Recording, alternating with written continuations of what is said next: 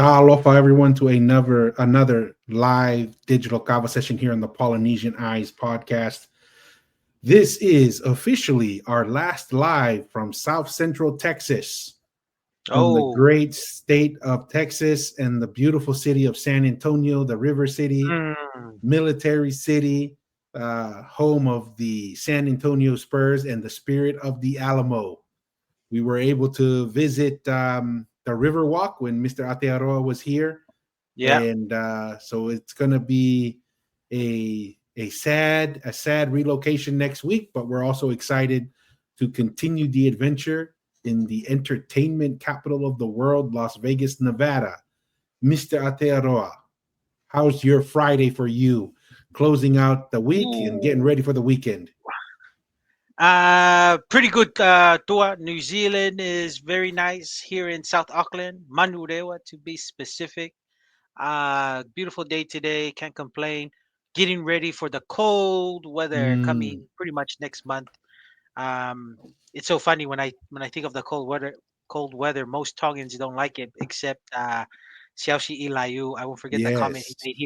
He likes the cold weather, so he's probably excited that winter is coming.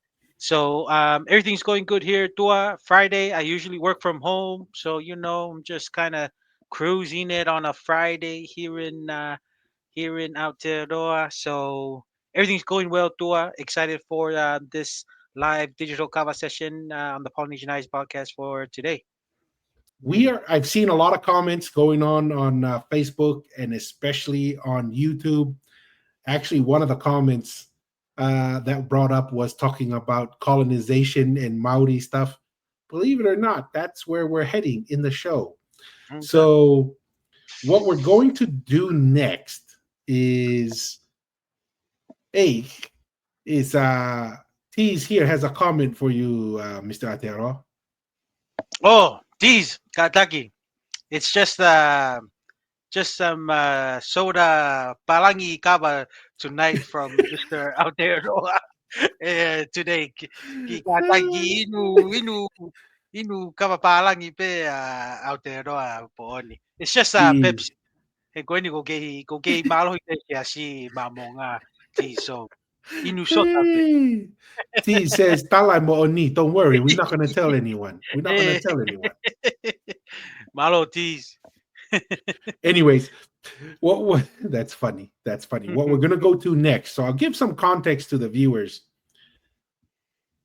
We always appreciate when people take our content and share it online, right?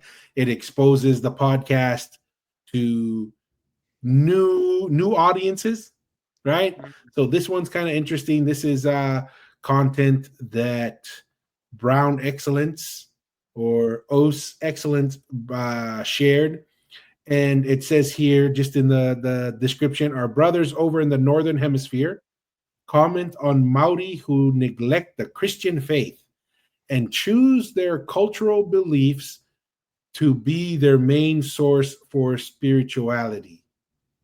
The conversation sparks up after a video posted by Kayla Marie Edwards. That's the Maori girl, right? We watched a video of her where she felt attacked and minimized as a quote unquote not being Maori because she's a Christian and has that faith.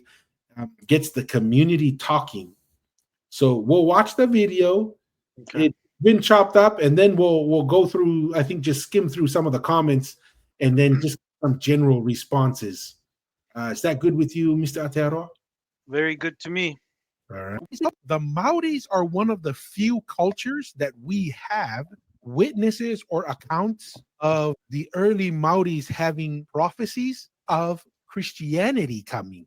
Basically saying there's a new religion coming, and that's the religion we need to embrace. So it was quite shocking to me when you hear people like this who say, you're not a real Maori, you've been colonized because she's Christian. Basically what they're saying is because Christianity was introduced from Westerners, then therefore you've been colonized. So the basic idea is this: anything from the West is bad. Education's bad, cell phone bad, TV. Don't wear any bed. clothes. Don't. Yes. don't do any of those things. You better be living off the land. The problem is there aren't any more real Maoris, and if there is, they ain't part of the discussion. That was a When you funny speak comment. the English language already colonized.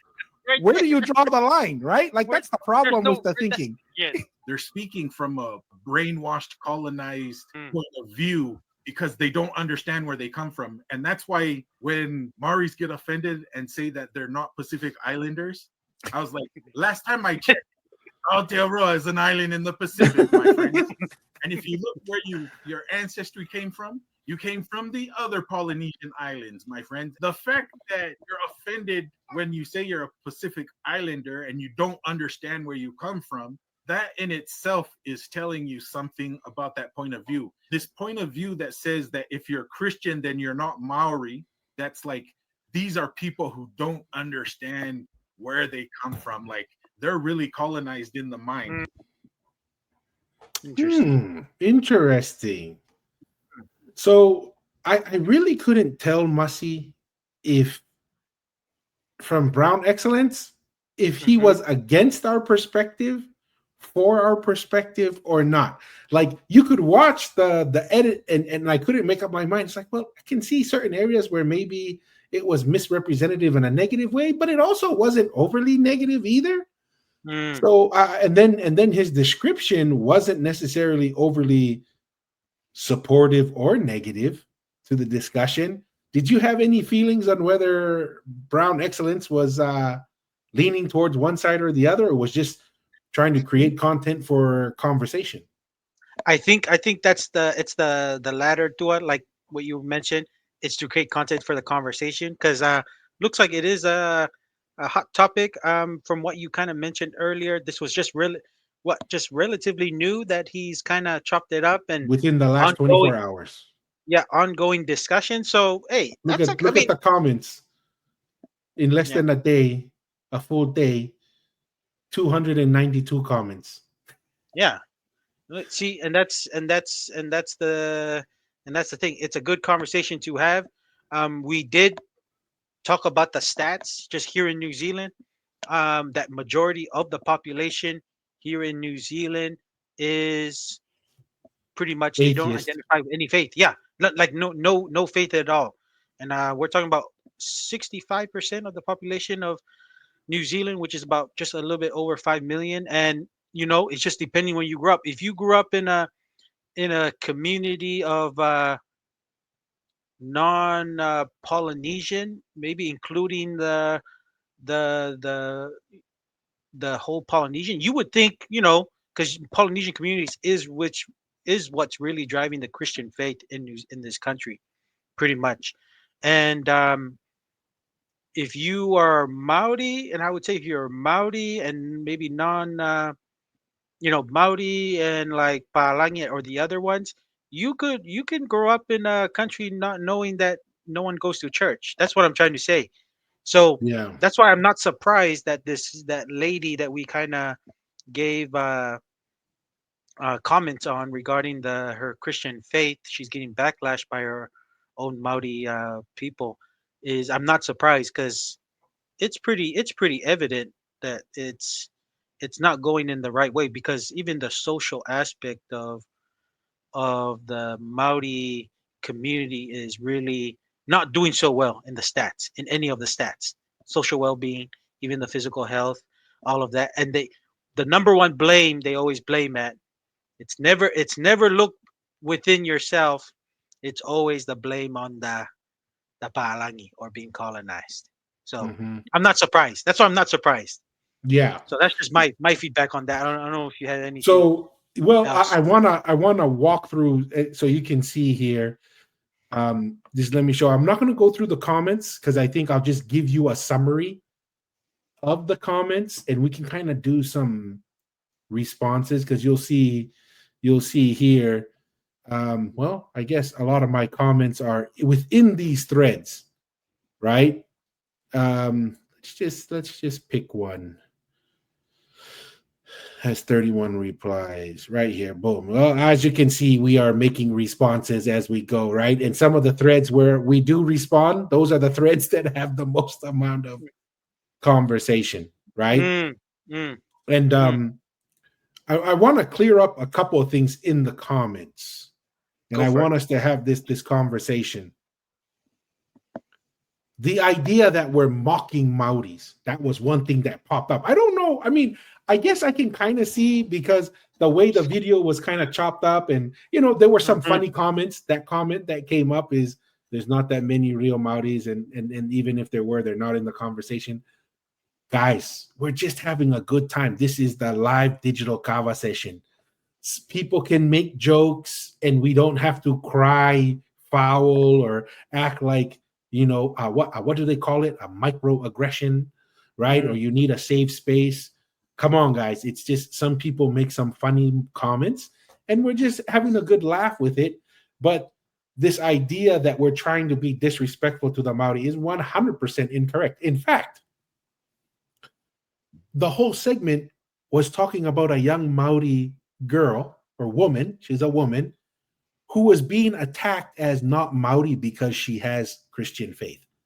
Mm. The segment was talking about, no, you can be Maori and have Christian faith. And actually, you could even make the argument that an important part of being Maori is having a faith, right? Mm. And we kind of made the argument that even some of the ancient Maoris had prophecies Mm. of this new religion coming, of these Palangis coming and having influence. But that was kind of like the first theme that I wanted to present, is being disrespectful and putting down Maoris. I don't want to speak for you, Mr. Aotearoa, but I don't think you were trying to be disrespectful, put down Maoris. But what was your thought? No, no, and I think I kind of mentioned it earlier. It's just some of the discussions that need to be had, especially with the stuff, the social issues that I've been living in New Zealand now for 7, 8 years now, and I'm getting to see some of the problems, social problems, and I work in the social field sector. Just it's a good discussion to have because to me, I'm not hearing any conversations on what About it. Yeah. Polynesian. When I say Polynesian, I say Polynesian to include the Maori. What Polynesians, Maoris can do to improve the whole system because they overall there's not enough. I don't know. Everyone's different, but I'm just saying, most you gotta be accountable. If I see a fellow Tongan not doing well, I feel somewhat accountable to say if there's stuff that's going well, not going well. If there's some issues going on, and I see it going on, I'll kind of speak up and try to figure it out what's going on. But there's not Offer a enough solution at least. offer solution. There's not enough inward looking. It's always outward looking and a blame. And this has been going on since the Treaty of Waitangi. That's what I'm trying to say. And it's not getting better. And I think it's easier to always fall on the same tactic, right? It's somebody else's fault or a person of that doesn't share the same culture as you to blame. But there needs to. That's all. And I'm just saying we're just having that discussion that there needs to be a lot more inward looking for solutions to solve the social problems that's probably happening. Because to me, that's probably one thing that's probably a lot of issues happening is if people are attacking this woman because of her faith, maybe we need to bring faith a lot more to the Maori culture or To the Maori table. people Yeah. to the table. When you, like I said too, I think I work in the state care and in New Zealand. State care with this is the young people, the youth that get into state care because they've been abandoned by parents. Like nobody's willing to take them in. So then the government takes the kids in. When you got over 70% of your Maori kids that are being In state represented care. in state care, Wow. that's a serious problem. And that's to me there's a boundary. You can't keep blaming the system or whatever. This is because this is generational. And when you keep having these generation issues keep repeating itself, there needs to be an inward looking at some solutions. And people, and it's I think it's for everybody. It's hard to be if you're not accounting for yourself, it's hard to take some of the blame from it. But when you have stats like that, there needs to be a serious looking on what you can do better. And faith has been slowly being removed. A Disintegrating. lot of Yeah. faith has been slowly removed as not being a solution for many. Um, this is just my opinion from Maori families that probably needs to bring it back to help. That's just what from what I see. But Yeah. yeah, No, 100%. I mean, this is the same thing. We're by no means just picking on the Maoris. This just happens to be the discussion. Tonga is going through the drugs are an issue, yeah, and I do know that even within Tonga, it is the ministers amongst themselves are starting to say we cannot say it's the government's problem or the government has to fix it. We, as the religious leaders, have to step up to the game, right, to the plate, and help bring solutions to the table.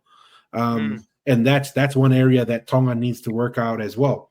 Another comment that usually came up is this, Masi. As mentioned in the description of the video, Northern Hemisphere boys, right? The other one was if you probably never been to New Zealand. You don't know, you don't talk about New Zealand when you never been there, right? Then the other one's, oh, you Americans, you guys talking and you don't know anything about that. What's your response, Masi, that to some of those comments that you don't know what you're talking about, you've never been in New Zealand, you know, you shouldn't be talking about that. yeah. Well, I'm gonna say right, Tua, you've already been to New Zealand, and I think that Maui has been to New Zealand on multiple occasions. I live here in New Zealand, so you know we see the stuff what's going on. We're not just pulling this out of thin air and giving our opinions on. We see what's going on in the Maori community because we live here in New Zealand and we give our honest thoughts. Um, what's on what the situation is going on, and that's what I would say. That's where it's coming from. We're not just speaking that we never came stood foot here many times. Like we have family that live in New Zealand, uncles that's kind of multiple uncles actually that live here in New Zealand, Multi-generational in New Zealand. Yeah.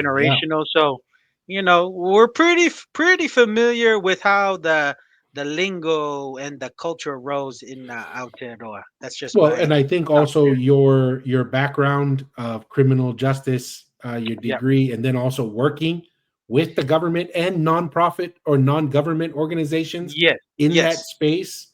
Yes. So this So is, yeah. yeah. I mean, I think it's fair that you like you said, you're not pulling this out of thin air.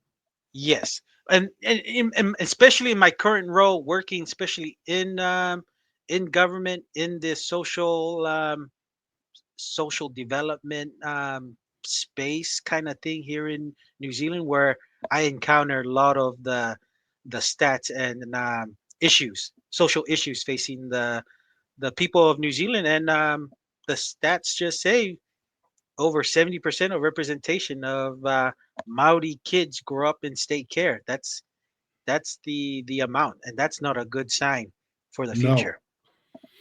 You know? Another theme that pops up a lot, and I'll do some commentary on that one, Masi, is if you're not Maori, don't talk about it.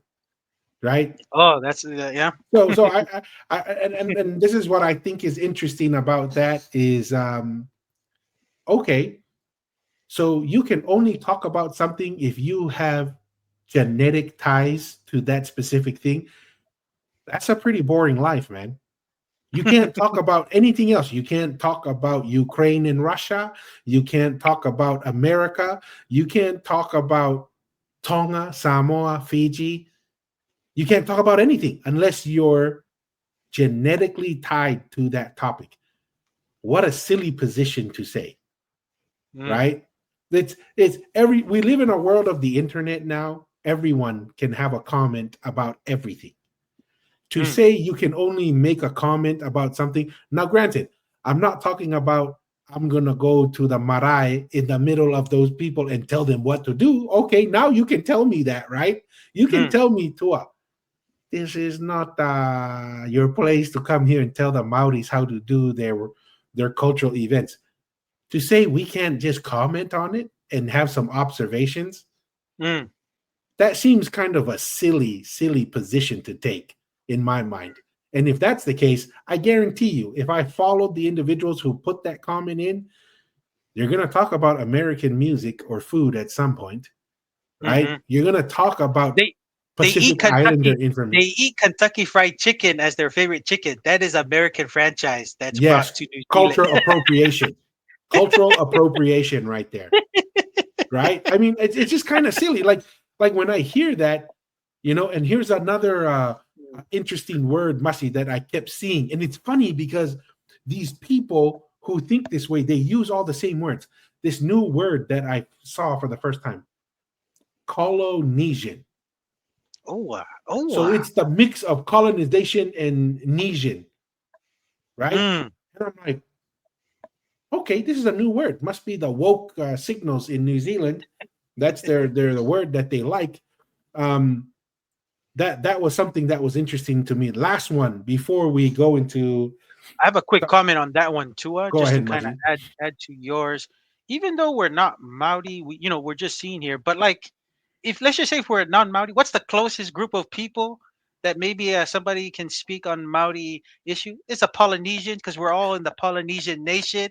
So it's kind of like they're trying to create this boundary, like they're separate kind of thing. When they're saying only Maori, is like, no, we're Polynesians. There's a lot of general stuff that we share, in particular in our culture, right? Every island, kind of like we kind of mentioned with the earlier reaction with some of the Tongan history with the Hude and stuff, some little nuances and interpretation on that. But overall, in general, if you're gonna have some people that's gonna speak on maybe some of the issues, because we are the one Polynesian nation, idea that we're speaking as a Polynesian relative on some of the issues that we see that's going on. So that's I'll just add on to what you were saying, Dua. Yeah, it's like that spoiled kid who's like, your parents tell you that the hard facts, and then the response is, if you don't live in my shoes, don't tell me what to do. I was like, Siana, I gave you your shoes. If it wasn't for me, you wouldn't have shoes. I think it's just kind of unfortunate that, like you said, it's a challenge. And really this, and do you remember who Haunani Trask is, Masi?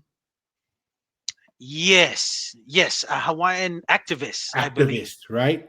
So I was attending still at BYU at the time, and I took an anthropology class. And part of the requirement for this anthropology class was to go to a Polynesian summit of some sort, right? And we show up, it's at the University of Utah. And this is my first, I didn't even know what like these activists were, right? I think I was still like, I had just maybe come back from my mission. Oh, okay. So I had just come back from, maybe it was like the first year from my mission.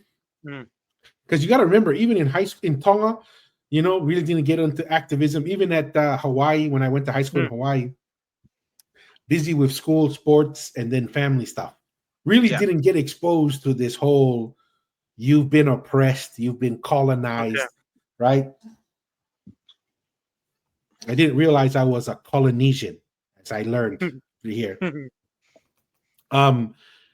And I show up, and I just thought it was weird. Like they had the Ute tribe there, and then they were presenting all the different, the Ha'amoa, the Maoris, the Hawaiians were like doing all these things to recognize the indigenous people, which I thought was like, well, that's kind of cool. Okay, right. That's nothing wrong with that. The first time I felt like something weird was going on is when the Tongan delegation went up there, and they did stuff that I had never seen before. Right. And they said, this is how the Tongans do it. Like they brought in mats and stuff, and then they put their faces together and did like that. Now I know it's more of a Maori thing, the hongi or whatever. And I was like, I don't remember doing anything like that in Tonga, but okay. All right. So we go through that whole thing, and then there's people talking. And And then the keynote speaker is Haunani Trask, right? Yeah. And she opens up with these words. We need to teach our children who the enemy is. And the enemy is the United States of America. And I was like, Interested? what? Shocked. Yeah. I was like, what is going on? And so she spends like an hour and a half, maybe 2 hours just blasting. She's like, when I was in the airport in Hawaii, in Honolulu, and I see all the palangis and I just wanted to off them, all of them, right? And I was just like, man, this lady's crazy. And so after she goes through her whole thing, I lift my hand up to ask her some questions, right? Because I just heard this whole thing.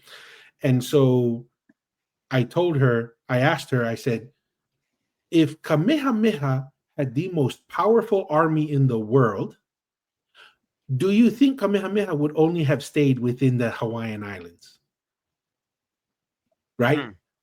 Because we all know in the hypothetical, if Kamehameha had the biggest army most in the powerful world, Hawaii would not be enough for Kamehameha. He would have gone outside, in my opinion. Right? And so I kind of bring that up to her. And then I also asked her, because this whole idea of colonization, right?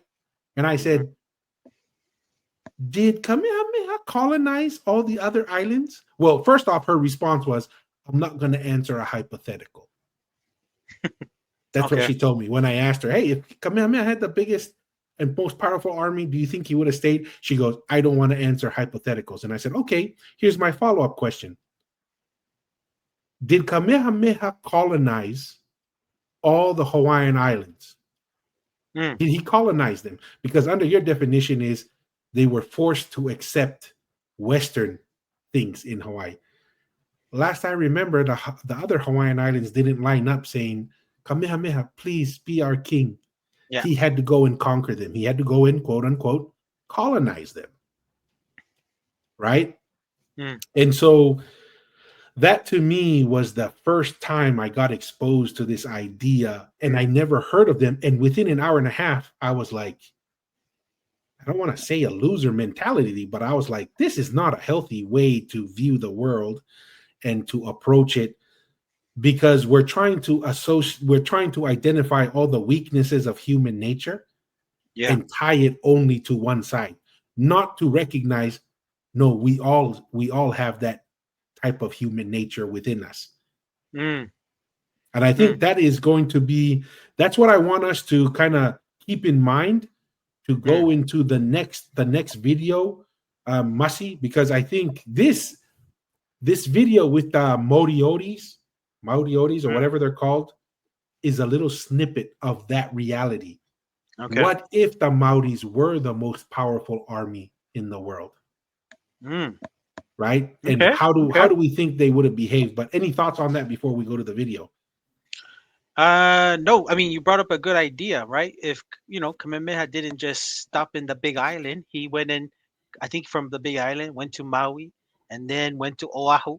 And then, then he finally got to Kauai, and kind of, I think that was the only island he didn't conquer by war. Yeah, they just went in and said, yeah, we'll recognize you. We'll recognize you. So, I mean, like, what you're trying to say, Tua, it's a natural human behavior. When somebody wants power, which is universal, you're going to use your resources and, let's just say, momentum. If you're already in the process of taking over the islands, let's just say he had the capability to go further, just like anyone who wants to conquer the world and other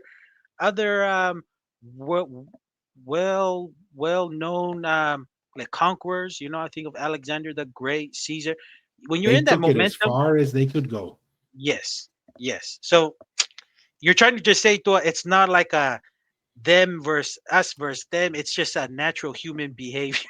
When you want power, you're gonna do it if you have the means to do it. Yeah, and I think, and me personally, Masi, this is one of the weaknesses of this idea of communism. They think that just because everybody shares everything, that the greed and the influence of people in power goes away. No, like we've seen in communism, the rich people still have access to stuff and control stuff and the government. Yeah. Like, Yeah. and then the poor people just suffer more. Does that mean Yeah. capitalism is perfect? No, capitalism has its weaknesses, but Yeah. it seems to work a little bit better than communism. So with that being said, I'm going to move us to this video. And this video stuck out to me because to me, this is a microcosm of what if the Maoris were the most powerful military force in the world, right? With the idea of, oh, the Westerners colonized us. They were so evil. They took everything from us, blah, blah, blah. And I'm not saying that what the West did was good. I'm just saying, let's look at it as if we were in their shoes, right? Because one of the things I told Haunani Trask is, I'm half white and I'm half Tongan. The white side, you've already kind of thrown that under the bus and kicked it to death as colonizers and evil. And I said, many in Polynesia viewed the Tongans as colonizers and oppressors because they had the Tongan Empire. So am I just purely a colonizer and a dirtbag because of that? You know?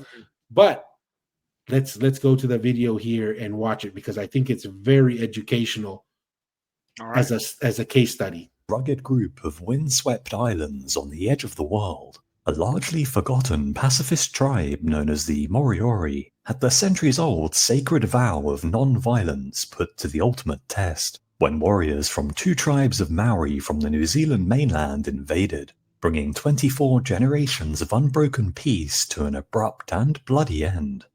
Yet despite outnumbering the invaders over 2-1, the Moriori stood by the long-held vow and refused to fight back, instead allowing themselves to be killed, conquered, and enslaved as the merciless enemies swept across the island unchallenged. This remarkable decision to stay true to their peaceful beliefs, even in self-defense, bringing the Moriori to the brink of extinction. The islands that make up the modern-day nation of New Zealand are thought to have remained completely untouched by humans until at some point in the early 1300s, when Polynesians crossed the ocean and settled the land. Their descendants became known as the Maori, however, roughly 200 years after these first settlers arrived on the mainland. Mr. Wonderful here. My friend Howard Mark. I wanted to bring up something, Mussy, real quick and get your thoughts on while I pause this to work through the commercial break. Maybe one day we'll graduate from the commercial break. But who or what was in its prime between the 1300s and 1500s? The Tu'i that was at its prime, right? So very interesting. Looks like there was a lot of migration happening to Aotearoa during that if that time period, if give or take, but that's when there was a lot of migration happening during that era. A lot of people say that was the pinnacle, the height of the Tu'i Empire. Right? We can make arguments, like you said, a few hundred years here or there, but the point is that is when the Maoris were going in there. That is at the height of the Tu'i Empire, is during that time, right? And if the Tu'i could find the little specks of islands throughout Polynesia, I'm pretty sure they could find New Zealand if they were exploring, right? So just kind of interesting. I thought that was an interesting kind of note when he was mentioning, oh yeah, the Maoris are thought to have come between the 13 and 1500s or 1200 and 1500. I was like, well, that's when the Tu'i was at his prime. And actually, even if you listen to one of the tribes that he mentioned that goes to the Chatham Islands, they have the word Tonga in them as well. So just interesting. Very interesting.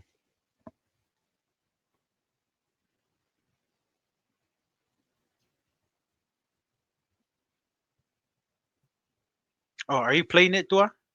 Oh, yes. Oh, is the sound still off? My bad. Yeah, sorry, I'm not hearing it.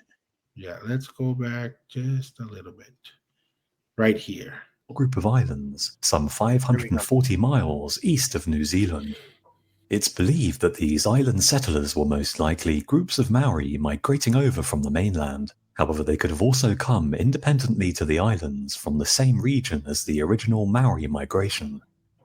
Despite sharing the same Polynesian ancestry as the Maori tribes who first settled in New Zealand, over time this later group of settlers developed a distinct culture and language of their own. Calling themselves the Moriori, the settlers were forced to adapt to their new island home and its much harsher environment, adaptations that called for a complete reorganization of their society. Known today as the Chatham Islands, the new home of the Moriori had barren soil and was much You hear colder that, than the Tua? rest of New Zealand, making it What was that? So it looks like from what this video is saying, they had to adapt to a new island. So that's why I'm thinking the Morioris were kind of spread out, I'm assuming, throughout the two islands, the northern island and the southern island of Aotearoa. And it looks like they've kind of adapt because they were getting, let's just say, wiped out pretty much It could be. wherever and they kind of settled in this, because just for what the video is saying is settling in this, because that's my understanding, because I have kind of heard about the Moriori. They were kind of spread out through New Zealand, and then just I think, because there is history with some of the smaller, more no structure people, and looks like the Polynesians were more of a dominant culture, dominant agriculture structure in society, just kind of dominated the other people, and look, they had to kind of seclude themselves to the little islands here. But very interesting. My quick question would be, that's an interesting philosophy of not having a, is it not having a warfare mentality to defend themselves. I wonder if that's by choice or by culture. Because I'm just saying, um, some of the other history that we do know of, especially I think of the Menehune in Hawaii, kind of were there. They were kind of overpowered and stuff. But I don't know. I find that interesting that there was like no, at least some kind of self defense, or they just knew they were just going to be overpowered and they just kind of. Well, that's what this story is very interesting, Mussy, because when the Maoris come to the Chatham Islands, they outnumbered them 2-1 or 3-1. Yeah. And so and they'll talk about it a little bit on how they developed this culture, which is very interesting, right? Obviously, a lot of our viewers and listeners know we're of the LDS Church, but there are stories in the Book of Mormon of people who choose to live that. Not to bear arms anymore. Yes, and even to the point of that, like this story is very similar to that story, Masi, as we listen to it. It's unsuitable for farming. Isolated on the edge of the world from their Maori cousins, the Moriori were forced to sustain themselves as hunter-gatherers for hundreds of years, relying on the island's bountiful waters and avian wildlife for most of their food. This inability to grow a food surplus meant that the islands could only support a population of around 2,000 people living among 9 tribes, and according to Moriori oral tradition, the early years of their people's time on the islands were spent waging vicious intertribal warfare against one another over their new home's scarce resources. These destructive conflicts continued unabated and threatened to utterly annihilate their already fragile existence on the harsh islands as the population began to rapidly decline. However, around 1500 AD, a chief called Nunuku Wenua is said to have emerged. Disgusted by the violence he had seen, and fearful that doom was upon his people, the chief established a new moral code that forbid murder, cannibalism, and violence of all forms. Remarkably, he was somehow able to win the population over, get everyone to lay down their arms and stop fighting, and voluntarily agree to follow this new code. Almost overnight, war and conflict became a thing of the past, and the Moriori became one of the world's only pacifist cultures. Known as Nunuku's Law, this new philosophy sought to instead redirect and ritualize man's ingrained aggression, and introduced an unusual but remarkably effective form of conflict resolution. When disputes that could not be settled by peaceful negotiations arose, the two affected parties were permitted to engage in a tightly controlled contest that involved dueling with simple wooden staffs. At the first sign of blood, the combat would cease, and the dispute would be settled in favor of the man who drew first blood. In this way, physical conflict could be controlled in a way that stopped minor arguments. To me, that's a pretty advanced way to resolve issues. Very interesting. Yeah. You know, where you just duke it out, and even then, it's not a to the death. It's whoever draws first blood, they win the conflict. This is pretty elevated thinking. Like, this is interesting. Very interesting. So they're saying, Tua, that this Moriori chief that came, that what did you catch the name? Nuku something or New Nuku. New Nuku, when he became kind of like the paramount kind of chief of the Moriori kind of thing, he's the one that introduced this new concept. Interesting. Yeah. Interesting. Like, that's pretty impressive.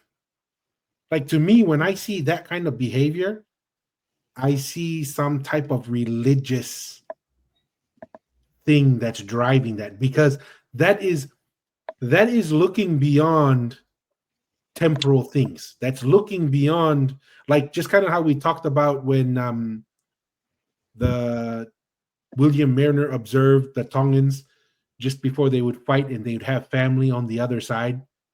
Yeah, they would come together funny, and basically have a mini reunion, talking with each other, enjoying each other's presence.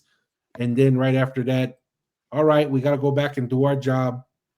Right? Like, to me, that is driven because they said, hey, we might die today, but we're going to live forever in Pulotu.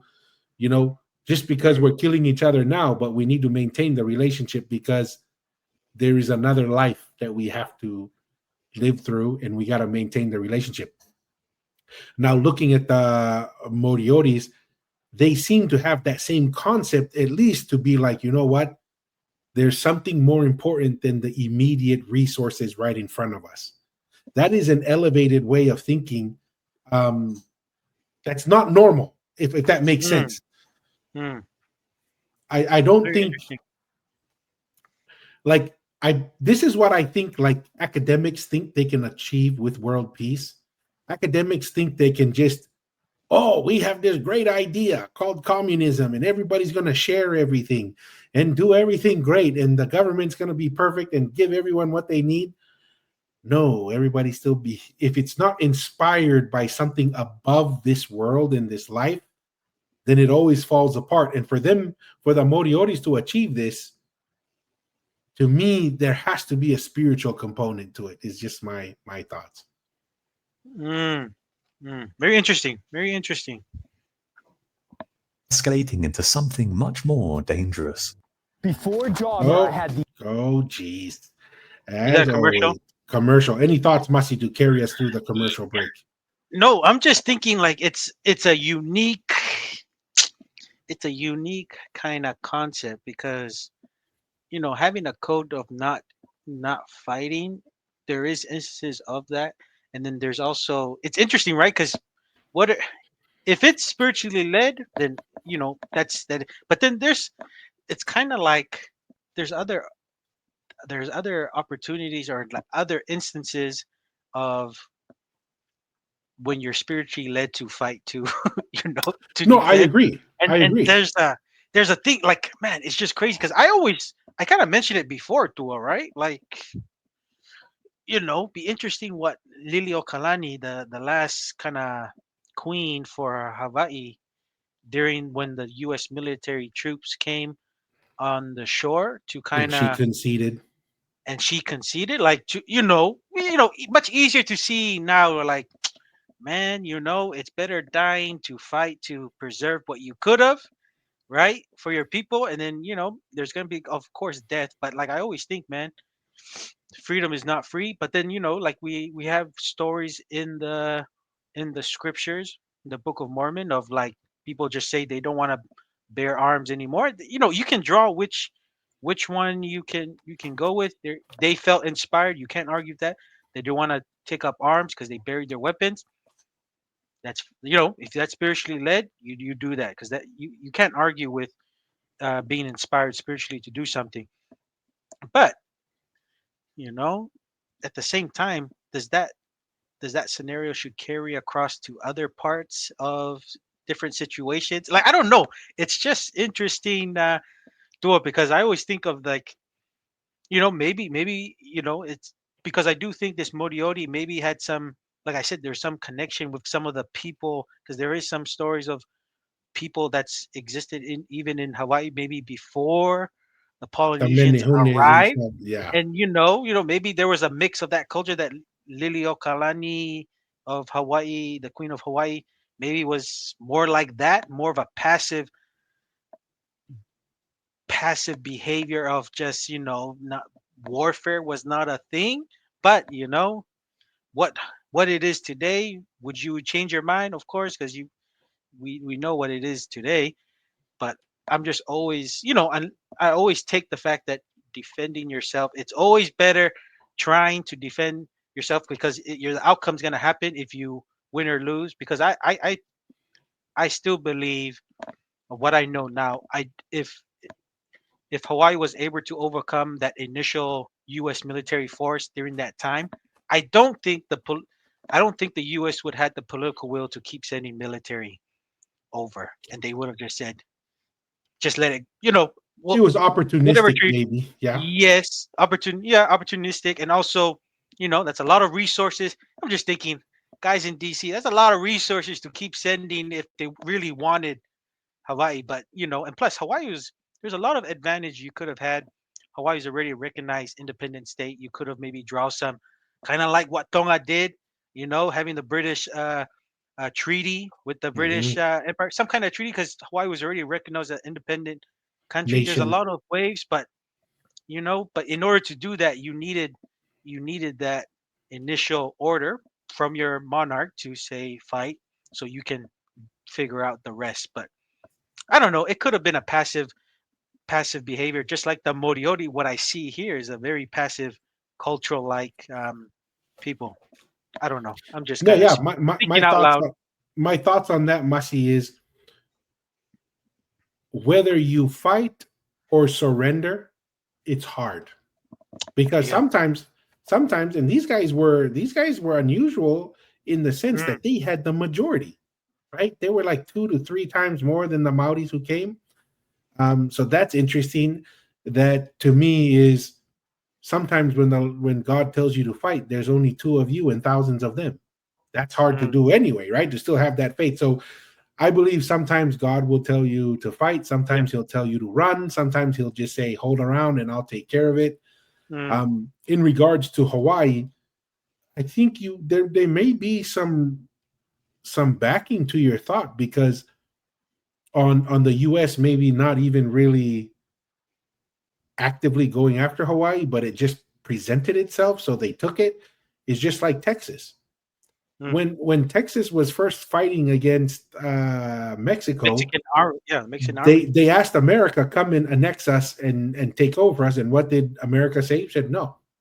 And that was the backyard. That's the backyard Yes. in the, you know what I mean? Imagine going to the other side of the continent, and then going from there through the ocean to try to get what you want of little Mhm. islands.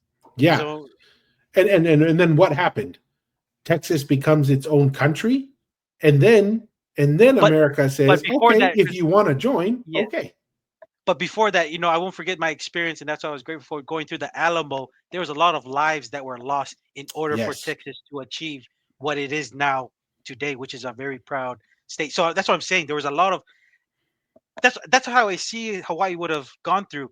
There would have been a lot of Hawaiian lives lost, but you never know. It's it could have been something like what Texas. But like I said, in order for Texas to achieve that, because the U.S. said they wouldn't come and help. There a lot of people knew that they were gonna die with the whole Yeah. standoff, for the Alamo, Just or like the Alamo. They remember said the they knew. Alamo? You're Yeah, gonna if you stay, you're gonna die. And a lot of guys correct. like Davy Crockett, these are not like some unknown people. Some very well-known American characters stayed Yeah, behind and they were killed at the Alamo. yeah, So yeah, interesting. very interesting. We got the sound going. Let me know if you don't hear the sound. The splendid isolation of the Moriori was about to come to an end. In 1791, a British ship was blown off course and made landfall at one of the Chatham Islands. A tense first contact followed by a tragic misunderstanding resulted in a Moriori man being shot dead. However, the Moriori refused to retaliate and stuck to their oath of non-violence. Relations with the British were quickly mended. However, an even greater threat from the mainland was about to arrive. The Maori were a proud, warlike people who had no such qualms about the use of force. The arrival of the British in Maori lands was treated with a healthy dose of suspicion and often outright hostility. However, during the early skirmishes with the newcomers, Maori warriors quickly recognized the value of European firearms. A massive arms race followed as Maori tribes across New Zealand scrambled to obtain gunpowder weapons as quickly as they could, forcing their rivals and neighbours to do the same, or risk falling behind and ending up at a massive disadvantage. Fueled by the introduction of these new weapons, ancient feuds, rivalries, and conflicts were reignited in over 1,000 devastating intertribal conflicts known as the Musket Wars. In the unfolding chaos, countless Maori tribes were subjugated, utterly wiped out, or driven off their lands, while many more migrated away from the areas most vulnerable to raids, leaving entire swathes of land depopulated, as it was simply too risky to set up a permanent settlement there. Two such tribes who had been driven off their homelands on the North Island of New Zealand were the Tama and Mutunga. The displaced survivors settled around Wellington Harbour, where they came into contact with sailors and traders who told them tales of a nearby group of islands that were said to be rich in seafood, untouched by war, and more importantly occupied by people who refused to fight. The islands were ripe for conquest. On the 19th of November 1835, 500 of the displaced Maori around Wellington Harbour hijacked a British ship and forced the captain to take them to the Chatham Islands along with their guns, clubs and axes, and 78 tons of potatoes for planting. This was not intended to be just a raid, but a full-scale and permanent conquest. The 500-mile voyage had left the Maori invasion force greatly weakened, and by the time they made landfall on the islands, they were in no condition to fight. This Japanese trick with... So... What do you think, Dor? What do you think of that? Yeah, it's really interesting to me to just understand the scale of the wars that were going on amongst the Maori. Like, this is like...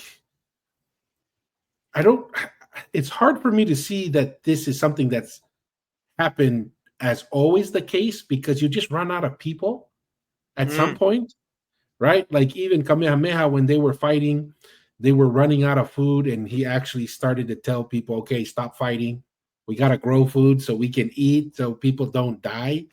And even to the point that it seemed like even the Maoris didn't know that the Chatham Islands existed. Right? It took the Europeans to tell them, like, hey, there's this little island 500 miles away. Nobody seems to know about, and it didn't seem like the Maoris knew anything about it. And then I also find it interesting that after a 500-mile trip, they were dying, starving. I don't know, something else might have been happening. Like, why would you be these great navigators, and a 500-mile trip almost kills you? Maybe something happened. I don't know. No, interesting. And I think the constant fighting must have been because, you know, we all know that Aotearoa was the last place to settle by Polynesians. And because we're having different tribes, well, we can say the different tribes were from different parts of the islands. Maybe they were having feud back then. They just bring some extended family and they continue the feud in New Zealand for, you know, maybe supremacy, because this was a new kind of land. It was trying to establish the new authority kind of thing. I mean, that could probably explain the constant warfare at pretty high costs, even to their own population, you know? Yeah. And it's just kind of interesting to see. I wonder what would have led to that type of chaos, because they were such a, I guess in terms of Polynesian quote unquote history, they were very young, right? They're Super, kind yeah. of and Yeah. this is the chaos. I wonder what drove that.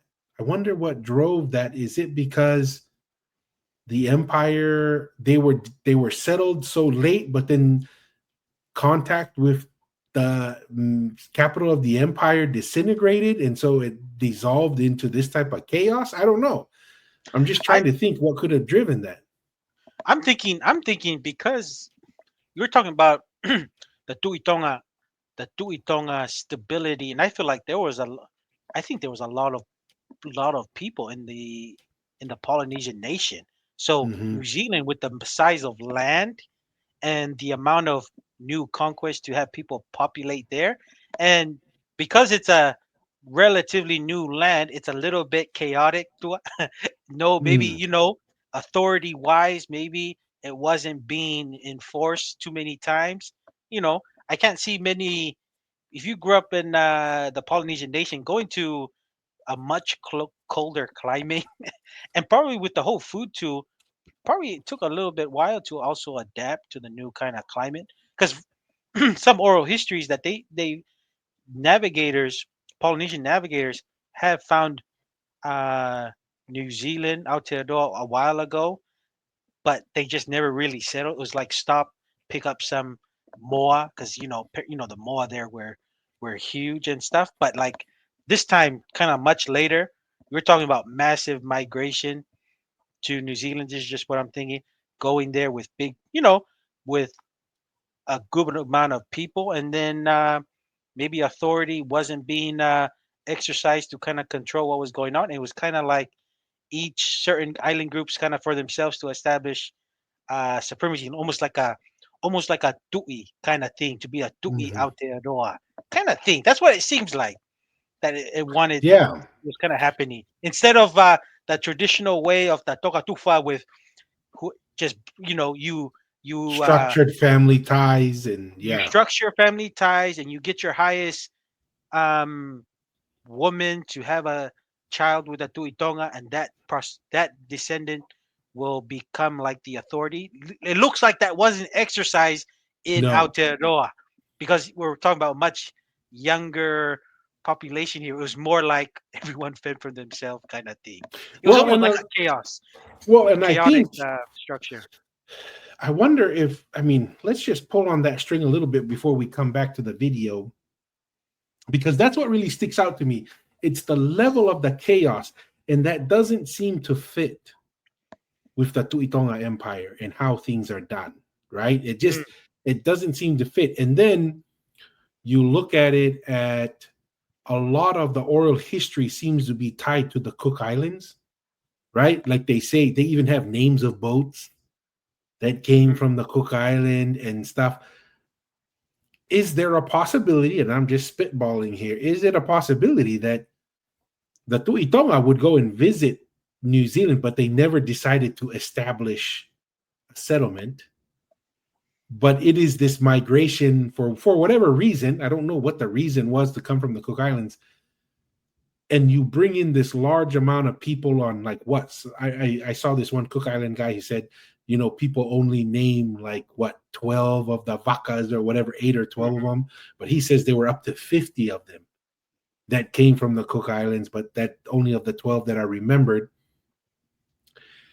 If you bring that amount of people without structure and government and leadership, this is what could potentially happen. You have little factions, little groups that are not unified under a single leadership, who are not unified by the same religion, the same culture. And when I say culture, it's specific ways of behaving, right? And protocols. Maybe that's something to consider. That maybe it wasn't a quote unquote authorized Tuitonga settlement. I don't know. I'm just Mm. out loud because something led to this chaos. I mean, we can look at it at Tonga. What happened was, Yes. you know, the stability of the Tuitonga with the assassinations and the rivals of different island groups like the Uvea people, felt Tonga, who came from Uvea, was assassinated by Takalaua, and that's why they came and assassinated him. You know, it's when the structure falls apart, then chaos happens. Luckily, Kaulufonua Fekai was able to reestablish structure, but it took a crazy move like, okay, Tu'itonga is going to give up all administrative, political, and military power, right? He's going to give it away to someone else. That Tu'itonga is only going to focus on spiritual or soft power, right? And that new adaptation led to stability for hundreds to thousands of years after the fact. I don't know. Just thinking out loud. Yeah, good point. All right, let's come back here to the poor Morioris who don't know what's coming for them. In a vulnerable position, they most likely concealed their true intentions during a first tense contact with the Moriori, who are said to have welcomed the mysterious newcomers and even helped nurse them back to health, unaware of the terrible calamity that was about to befall them. Yet as the strength of the Maori arrivals returned, they wasted no time in revealing just why they had come to the Chatham Islands. Maori war parties began moving through the islands and ritually claiming the land. All Moriori were to be vassals, either enslaved for life or killed as part of the claiming ritual. Conflict had come to the islands for the first time in 24 generations. Shocked by the brazen hostility of the newcomers, the Moriori held an emergency council where they debated how to respond. Their future hung in the balance. The younger, more headstrong members of the council were keen to fight back. After all, they outnumbered the invaders over 2-1 and could destroy them in a single, all-out strike. However, the council elders argued that the sacred law of non-violence was a moral imperative and should not be broken under any circumstances. The elders. Why would you believe that the non-violence is a moral imperative that should not be broken unless you believe that there was something greater after this life? If you just thought, oh, when I die here, that's it, you wouldn't have this moral imperative to be willing to sacrifice this life. That's why I feel like it had to be driven by some kind of, maybe the guy that they say is a chief is more of a prophet rather than a chief. Interesting. Well, remember, Tonga was not really exposed to a lot of the violence because of the stability of the Tu'itonga. And remember, a lot of the entertainment or like young men who wanted just to be, be a little, just like young men. When you're a young man, you full want of testosterone. You want to beat up some people for the sake of beating up some people, just for like little things that irritate. But because there was so much peace in Tonga, some looks like Fiji. It reminds me a little bit like Fiji. Tua seems to be. They would send the warriors, some of the send with the Tongan warriors to go, and it's almost like a playground, and like what you said, kind of like have experienced warfare, because it seems like Fiji was the same way, kind of like New Zealand for a little bit. It was where you go and just because you have because Fiji was like a little different group, so it was kind of unstructured kind of thing, little districts here and there. It does sound like, now that I'm thinking about it in this discussion, Tua, New Zealand, this is nothing new in New Zealand. You can maybe the scale, but the whole fighting and stuff, Fiji was about the same way too until the British colonized them, pretty much, so that's what I would say. That's what I would say to it. It's kind of like a Fiji thing, but just happening in Aotearoa, with the amount of warfare, and looks like a playground to kind of experience warfare at a high scale. No, it's interesting. It's interesting because there's a big difference between the Morioris and the Maoris. Apparently, there's a huge difference. And it's almost like you could say that the Morioris are more closer to what the Tu'itonga setup would be. I don't know. Just thinking out loud. This argument won the day. The consequences of this decision would be cataclysmic. Although the Moriori Council had rejected the idea of defending themselves, the Maori interpreted their enemy's secretive meeting as a prelude to a counterattack. In Maori culture, such a meeting would have almost certainly been followed by all-out war. Believing that the Moriori were about to organize and gather their strength, the Maori launched what they saw as a preemptive strike. In the following days, some 300 Moriori are thought to have been ritually killed to cement the Maori claim on the islands, and within a month, a second group of over 400 Maori had arrived to bolster the invasion force and settle the land.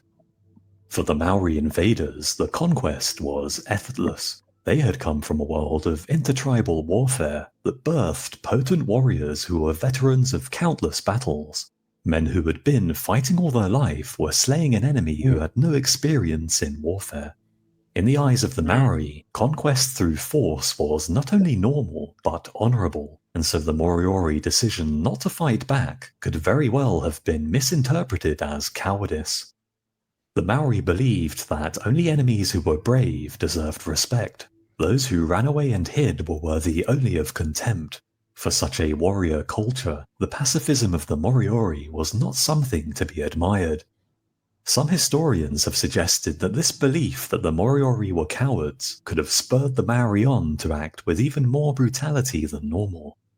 As they rampaged across the islands, the Maori killed and enslaved whomever they pleased, allegedly even roasting some prisoners alive, or impaling them along the beach on huge wooden stakes. See, when you are the most powerful thing around, don't make it sound like our ancestors, they did a lot of great things, but they were human beings. Sometimes they did things because they could. Yeah. And I'm just thinking, like, did the Morioris have any idea they could have saved maybe their people if they were any connection, if they even see if they had any idea of maybe the Tuitonga, going to the Tuitonga, having some kind of ties, because I feel like, I don't know, they could have done some other ways. I don't know, unless, like what we said, there is stories in the scriptures of people laying down their arms, but like, I'm just thinking you could have saved your. And that's the thing, if they were, Morioris, seems like they were part. Well, that's the thing, are they part of the Polynesian nation, to say Tua kind of thing? That's interesting. I don't know. I mean, it sounds like they have a lot of Polynesian DNA. I mean, their features kind of look Polynesian to me. So if they were Polynesian, they could have sailed to the center of the Polynesian nation to receive some kind of help. Because I mean, instead of being slaughtered that way, because the obviously the Maoris during that time just thought these were, just kind of low classless, not fight back, passive people. So I don't know. They, I don't know. That's what I'm trying to understand. It's an interesting history, the Morioris. Well, and that's the thing is, once again, the reason why I think this is a instructive exercise is we are seeing, granted, these two tribes can't represent every Maori tribe out there, but they were being killed by all the other Maoris. So the other Maoris were of the same kind of perspective. But this is a potential, case study of what if the Maoris were the most powerful military force on the planet, right? So sounds like to me they would have done just what the Western. If they would have taken over all. They would have probably taken over all the Polynesian nation and then go from there. You know what I mean? Yes. So that's what I'm saying. Like, yeah, obviously they were there to, establish supremacy, kind of like a Fiji kind of thing. But like what you said, it's human behavior when you want power because you want to do everything your way. You don't want to be told by somebody else to do things a different way. Yeah, not 100%. Quick question here from Hakau Pikula. He says, you guys see the Apple movie coming out of the unification of the Hawaiian Islands with the colonizers? Yeah, I've seen it with Jason Momoa. I think it's called like Chief of War. And it's not really about, yeah, it's going to be on Apple TV or whatever the streaming service is.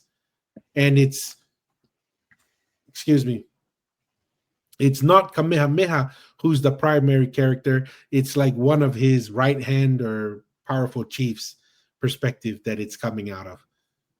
Oh, very interesting. And I wonder, and this is like a full-on movie, or you think it'll be breakdown like series? No, it's a series. I don't know It's a too much. series. It's a series. Okay. Very interesting. Very interesting. Very, very interesting. Yeah, I pulled up something just on the Morioris, right? So the oral history. Moriori oral traditions provide a rich account of their origins, blending mythology and historical narratives. Number one, initial settlement and divine origins. Moriori traditions hold that their ancestors, referred to as the Hamata, were the first inhabitants of Rekohu, described as Norohunuake, sprung from the earth, are descendants of the gods, specifically Rongomai Whenua. The creation story tells of Rangi, the heavens, and Papa, the earth, dwelling in darkness until Rangi Tokona, a spirit, separated them, propping up the heavens with pillars. This is oddly similar to the creation account, believe it or not, in my mind. This mythological framework suggests a deep spiritual connection to the land, with the Hamata acting as lawgivers and keepers of knowledge. Some traditions indicate the islands were already populated by these Hamata when later voyagers arrived, suggesting an ancient presence predating recorded migrations. They sound Polynesians to me, Tua. Yes, With yes. some of their kind of own language. So interesting. Migration from Polynesia and New Zealand. Oral accounts record that the Moriori arrived in the Chatham Islands around 1500 AD, likely from the New Zealand mainland during a period coinciding with the shift from archaic to classic Maori culture. These settlers are believed to have originated from eastern Polynesia, like the Maori, possibly via New Zealand. Yeah, that's the history I was telling you, Tua, that from what I understand, from mainland to the Chatham Islands. Yes, the Chatham Islands were like their last resort kind of thing. So it says a key figure of the Moriori tradition is Kahu, captain of the Tane canoe, who arrived from Hawaiki, the Polynesian homeland. This once again, Waihi. Kahu is credited with finding Rekohu, uniting its disparate parts and anchoring the islands in their current positions. He attempted to plant fernroot and kumara, but the latter failed due to the island's colder climate. In some accounts, Kahu met two inhabitants, Kahuti and Te Akaroa, at Kaingaroa, indicating prior settlement. Interesting. Okay. So it could have been, they seem to be a mixture of pre-Polynesian settlement and Polynesians. Okay. Interesting. We'll yeah, very interesting. Very interesting history. The Moriori probably needs to be talked about a lot more in the Polynesian kind of sphere, because there's, I haven't heard too much about Moriori history. Oh, it looks like some people say it's a movie, Masi, not a series. The one with Jason Momoa. Maybe I'm mistaken. Okay.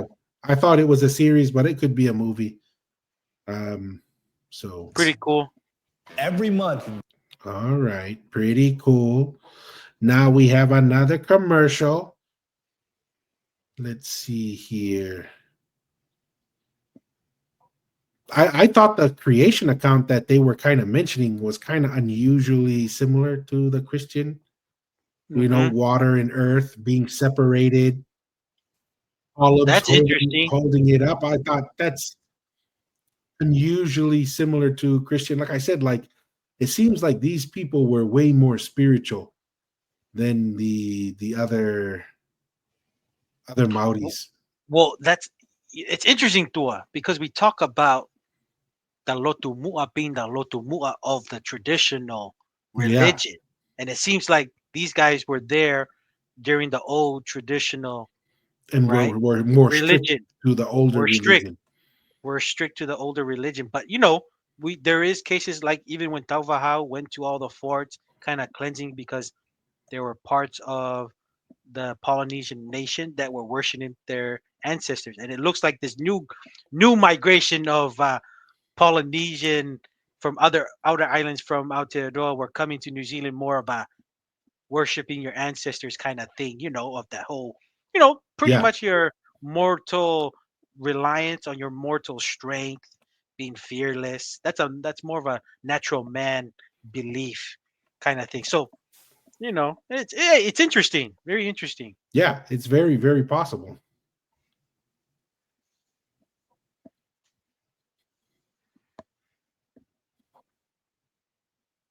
I can't hear the sound, Dua. Is it going? Oh, once again, technical difficulties. Oh, good. Stakes. Moriori sacred sites were intentionally desecrated to humiliate the defeated and demonstrate Maori dominance as an island-wide manhunt began. The Maori warriors meticulously searched through every bush, hole, and crevice in their quest to capture every last man, woman, and child on the island. It's pretty In the opening ruthless. days of the invasion, 300 Moriori are thought to have been killed, while the rest of the island's population were enslaved. However, in the aftermath of the conquest, the death count would continue to rise. As slaves, the Moriori were forbidden to speak their own language, get married, or have children. Husbands were separate. Doesn't that sound familiar? Not allowed to speak your language, not allowed to do certain things, lose all your land, take the kids away from the parents. Doesn't that sound familiar to what happened to certain groups? Well, and it's the funny thing is because we always you see even in Europe with the English, even just fighting within with the Welsh and the Scottish, that was the thing they would do. They would go and like keep fighting, and there was no thing. But when they took over towns, they will kill all the men, and then you just have future generation with And have kids mixed. with the women, yeah, and then their kids just end up being English, and then you don't have to retake that place again because they're gonna feel more English with the new Yeah, population. So I mean, it's interesting. It's you can take this in human a nature. domestic thing. It's human nature, right? Yeah. And this, I mean, I hope everyone kind of understands the reason why we're kind of looking at this is what if the Maoris were the most powerful? And this applies to if Marietoa was the most powerful military, if Kamehameha was the most powerful military, if the Tu'i right? This doesn't matter who it is, they all would have behaved this way in many instances. Well, Tua, that's funny, right? And then if you have somebody that has the military capability, I'm telling you, the Tuitonga is gonna say, you know what? Maybe I'm gonna have to put this spiritual role on the side and go back to like a Kalufo Nuofekai. Go back full on military Shake it up, and the shake it up. spiritual and just shake it. I'm just saying, it's just interesting. If the Tuitonga felt like there was like, all right, I'm losing, what's going on? Let's just say not like a Laufiri Tonga. This is more like an inter-Polynesian dispute. Yeah, If a certain part of the outer reach of the empire was building like a force, and they're like, why do we have to follow what the Tuitonga does? We build our own military, we'll overtake. I'm telling you, maybe the Tuitonga is like, okay, I'm gonna take a break from being the spiritual sabbatical leader. from the church. I'm feeling, I'm feeling the spiritual inspiration to go bloodthirst a little bit, go bloodthirst a little bit, and have I'm just saying, who knows? Maybe that did exist in some parts in the Tuitonga history. It's so Hey, Masi, the Tuitonga era is so long. Who knows that maybe happened that yeah, we don't know? we even know of certain popes. The Pope go from doing mass to leading an army to war. Correct. Right? Correct. Like that's I heard some people say all wars are religious.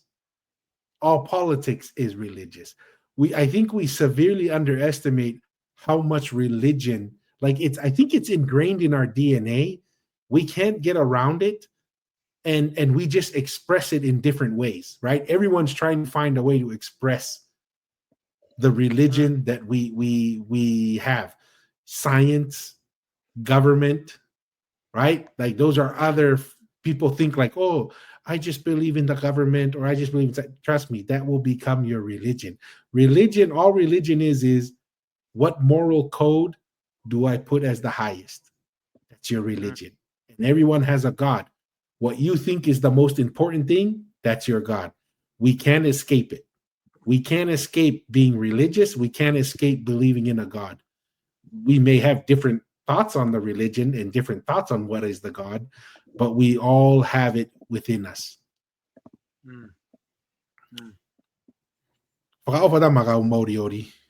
Separated from wives, and children were taken from parents. See? They were forced to endure constant hard labor in terrible conditions, with one European visitor to the island later commenting on how the slaves' back were blistered, their bodies emaciated, and their lungs diseased.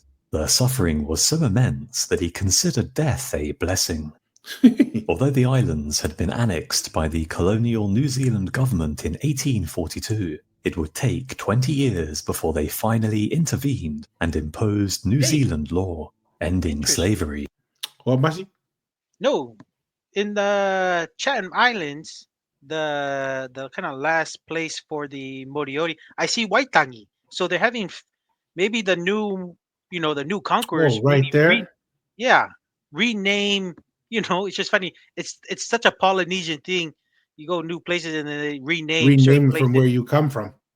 Yeah, I just find that very interesting. So this sounds like a very older Polynesian people that settled, and then the newer kind of, like, let's just say, the newer generation coming in and just saying, the old stuff boring. Yeah, we're gonna take over, kind of thing. Yeah, that's old news. This is the new school. Old school is old, new school is here. It would take 20 years before they finally intervened and imposed New Zealand law, ending slavery and giving the surviving Moriori the same rights and privileges as everyone else in the country. Yet for the Moriori, this intervention had come far too late. 30 years of conquest and slavery had reduced their population from 2,000 in 1835 to only 100 by the time they were freed. However, even now, the fight was not over. After 8 years of petitioning the government for justice, in 1870 a native land court was established to adjudicate the competing Moriori and Maori claims on the land. However, incredibly, the judge ruled in favor of the Maori, awarding them 97% of the Chatham Islands land. The court was forced to apply a rule established in 1840, which required judges to honour circumstances as they were at the time of the British annexation of New Zealand. As the Maori had conquered the islands 5 years before the British officially annexed New Zealand, the Maori claims were upheld.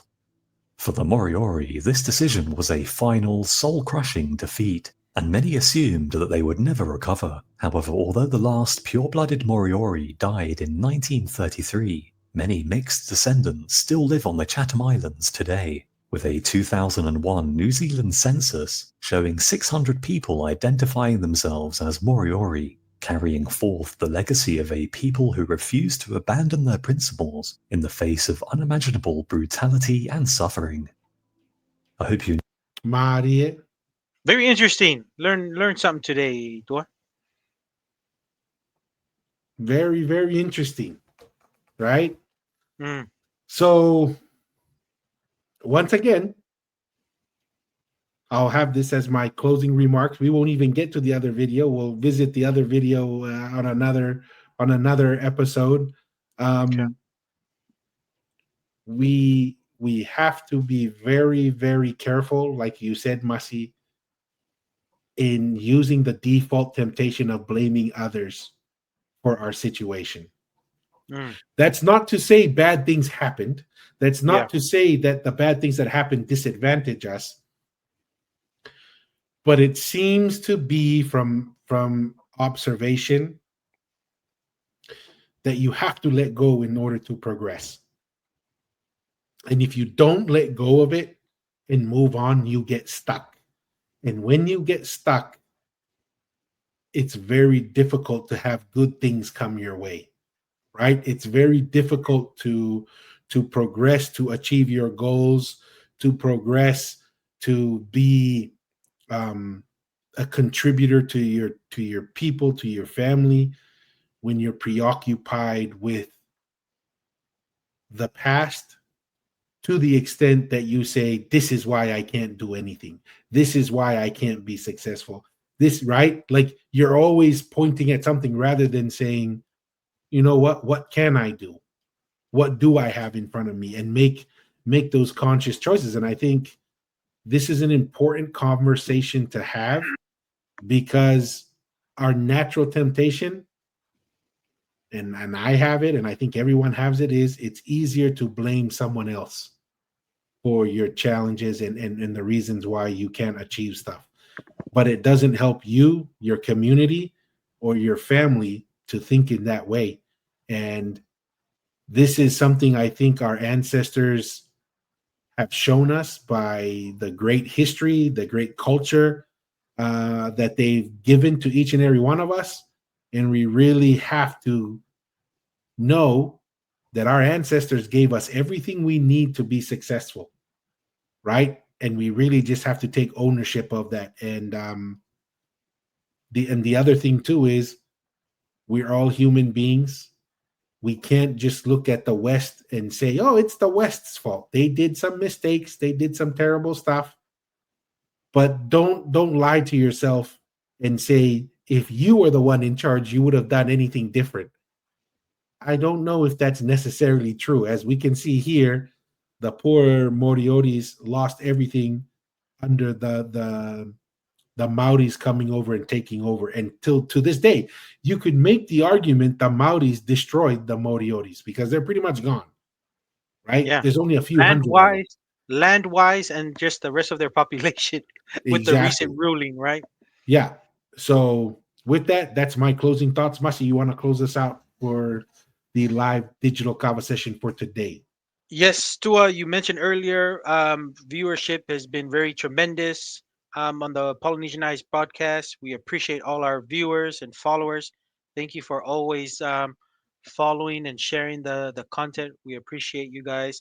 Um, what I learned from this episode, Tua, there's the natural man for power. If Is you for want to real. pursue power, is for real.